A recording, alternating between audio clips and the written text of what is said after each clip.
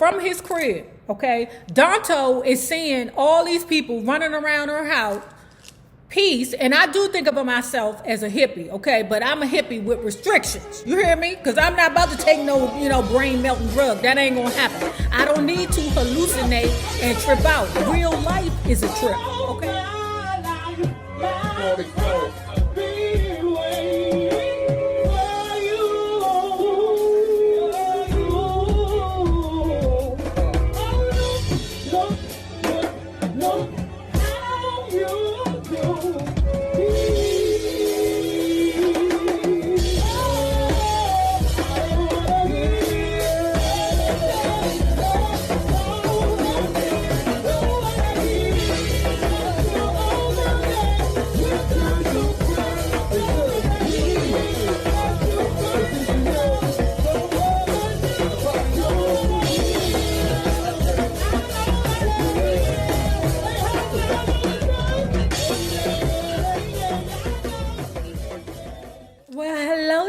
Bugs. Hello there, Bellas.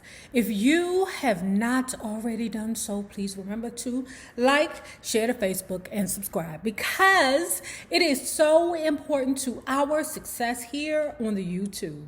And if you are not already a part of our book club, please remember to hit the Patreon link below and or the join button here on the YouTube, and for a small monthly fee of $5. You babies, yes, you can be privy to all the shenanigans before the YouTube gets it, if the YouTube gets it. Now, let's talk about Etta James and David Ritz, Raised to Survive, Part 22. So the last place we left off, okay, we have Etta James pregnant in Alaska, okay? She done found her a Lacey to her Cagney, a Laverne to her Shirley. Her name is Barbara. Barbara looks just like Etta James, okay? So they done came up with this grand scheme to steal prescription pads, okay? And write false prescriptions, for them feel-good pills. These bitches, Laverne and Shirley, is the reason as to why we can't get a goddamn Percocet. Now, you damn near got to have a damn, be bitten by a vampire in order to get a goddamn Percocet. I'm like, Joe, all I need is one Percocet. My goddamn head hurt. Jesus, I'm not going to go in the back and shoot it up, but that's how them damn hospitals do now. They not fucking with us no more, thanks to Laverne and Shirley. A suspicious pharmacist told the cops he thought a prescription was phony. When they showed him mugshots, he identified Barbara, who was arrested and pulled into jail. Because we looked alike, they also came for me. I told you that she got the twin Barbara. They doing this scam together. The pharmacist who called the police said, you know what, do this.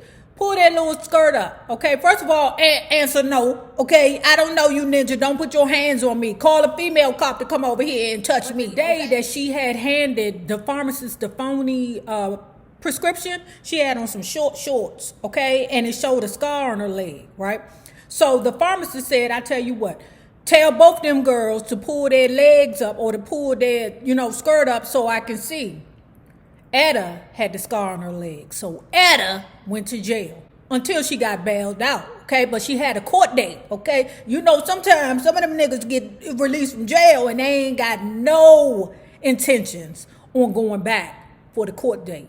Etta was one of them. I ain't never going to see Anchorage, Alaska again. Them ninjas don't know me. I don't know. Girl, you into the United States. Did you know that Alaska is a part of the United States and you can't shiz on them? Now, before we move forward with this Alaska debacle, she wants to talk a little bit about her duties in the LGBT community. We already know about Miss Dakota, okay? She had another Judy by the name of Lady Java, okay? Lady Java was a hermaphrodite and a drag queen that had a peach and a pick. But, Shasta La Vista when you got both, okay? I knew this real sexy bulldagger back home. Oh my gosh, she was a hermaphrodite. But the girl was so sexy. Now, I ain't want to hunch her, okay? But she was sexy. Oh, my gosh. She was remember I told you about the bulldagger back home? That was the most spectacular bulldagger in the world. This bitch was right behind her, okay? She was beautiful. Oh, my gosh. She kind of reminded me of Ty Young, the one who Mimi from Love and Hip Hop just carried. Ty, listen to me, girl. I told you years ago. Okay, years ago. Why did you get with that hoe? You're not supposed to take a bitch that swings from shower curtains and does porn purposefully for serious. You're not supposed to make her your boo, but girl, that's what you get. I told you don't mess with that girl. I told you don't mess with me. Ugh. Now, getting back to the Judies, Ramon was a full-time what she called drag queen. I don't know because I can't really say for the men. I don't have a lot of perspective when it comes down to the men in the life, but she was a full-time drag queen, which I would consider to be trans. Okay, now under today's standards, but Ramon was also a good friend also to her. Now, moving past that, we're still not going to Alaska yet, but we are going to bring back Aretha. Aretha had been cutting records for Columbia, but Columbia tried to turn her pop. They didn't know what to do with her. Wexler did. Good old Jerry Wexler. He put her on a piano and let her wail. Soon the hits started coming. I Never Loved a Man, Respect, and Baby, I Love You. If you want my loving, y'all know I love Riri. If you really do, hey, don't be afraid, baby. Just ask me. You know I'm gonna give it to you. Oh, and boy, I do declare, I wanna see you with it. Those were beautiful records. Like me, Aretha was having heartaches too big to hide in some white bread songs. Her man was doing her wrong and making her crazy. The power of her pain comes right at you when you listen to her early Atlantic records. Well, Leonard Chess was no dummy.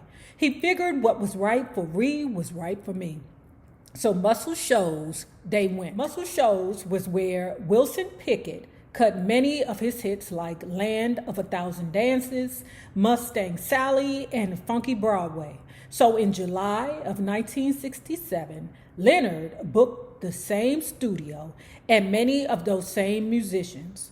Barry Beckett, Spooner Oldman, Jimmy Johnson, David Hood, Roger Hawkins, and asked Rick Hall to produce me. I flew into Muscle Shoals pregnant and cranky and ready to blow the doors off the studio. The first Muscle Shoals session produced I'd Rather Go Blind, a big hit for me and later on for Rod Stewart as well. Because I was still having text problems, once again I put down my man as the writer. It bugs me to this day that he still receives royalty. When Leonard heard the song the first time, he got up and left the room because he started crying. That touched my heart. Other cats I know would have wanted me to see them cry, just to show me how soulful they were. I like that Leonard did his weeping in private. He was a man who, while not completely honest in business, was at least honest about his emotions. When he came back in the room, he said, Etta, it's a mother. It's a mother. Meaning it's a motherfucker. The same album produced an even bigger hit, the one Leonard had in mind when he sought to pit me against Aretha, Tell Mama. Nothing was easy back then. I was pregnant with a child I wanted, but with a man I was too weak to lose. I was slipping back into the easy escape of good-feeling drugs that more and more were making me feel bad. My career was building up, even as my real life was falling apart. Who knew what was going to happen next? I loved Otis Redding. He was a big, muscled country boy with a huge heart and a beautiful soul. He wanted to produce me, and we agreed that I'd come to Memphis where we'd cut sides at the Stack Studio. I was thrilled at the thought of Otis writing songs and charts. Anytime Otis, I told him when he called in the winter of 1967 while I was in Muscle Shoals for the second time. We agreed to get together in early 1968. Otis was much on my mind when I sang his song Security at that second Muscle Shoals session. I was thinking of working with him, thinking how deep his music cut. Security, he wrote, without it, I'm at a great loss. Security, I sang, and I want it at any cost. The words penetrated me. Security was such an amazing concept. Security had eluded me my whole life. I sought it, but I also saw it slipping through my fingers as I started itching for the needle. So Etta James is just like every other woman. We need to have a sense of security. But you know what I'm realizing now? Men need to have security too, okay? Yes, they run around with 1,000, different women. I'm not talking about all men. I'm just talking about those particular men. But if you notice they always got a main one that they run back to. Just as much as we need security, men need security also. At the same session, I did a version of Aretha's Do Right Woman, Do Right Man, a song I felt fit me as well as her, both in singing styles and personal meaning. When I left Alabama, it was December, about Christmas time. And I remember talking to Otis again, just to reconfirm our commitment to meet up in a month or two to do the album in Memphis. Etta, he said, we'll do some duets and I'm going to write some songs. Ain't nothing going to keep me from the session. Well, you know what happened? On December 10th, Otis was riding in a chartered plane that crashed into the Wisconsin lake, killing him and 4 members of his backup band. Otis was too young and too strong and too alive to be dead. Like Jesse and Sam, he was just starting out, just getting ready to take his place in the spotlight. Soon after, they released Sitting on the Dock of the Bay, which turned out to be his biggest hit. 1967 was one hell of a year. On March 23rd, my baby was born, and I thank God for the miracle. I called him Danto, and he was beautiful. Love at first sight. He and this gorgeous face and powerful lungs that could scream up a storm. I was guilty that I'd been snorting while I was pregnant.